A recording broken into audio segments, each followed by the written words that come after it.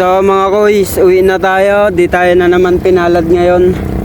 Pero kanina kinagatan ako ng malaki. Ito gamit ko. Dinala ko sana pa naman yung UL ko na kapung. So ito nangyari sa lure ko. Aray. Yan nangyari sa lure ko. Sayang. May isa sanang huli, kaya lang hindi ko alam kung marupok na ba to o talagang nasira niya. Kasi medyo ano na medyo malakas na siguro medyo malaki na rin.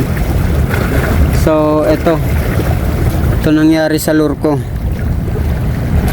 Uwi na ako kasi low tide. Ayan, wala na sila, tahimik na. Di ko lang siya na video mga koys kasi yung holder nung camera ko nasira.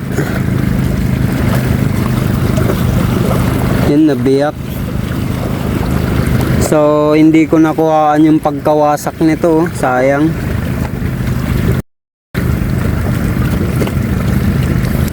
Ay, sayang. May pang upload na naman sana. Kaya lang wala ganun talaga. Right, uwi na. So Dokya ulit 0. Nice.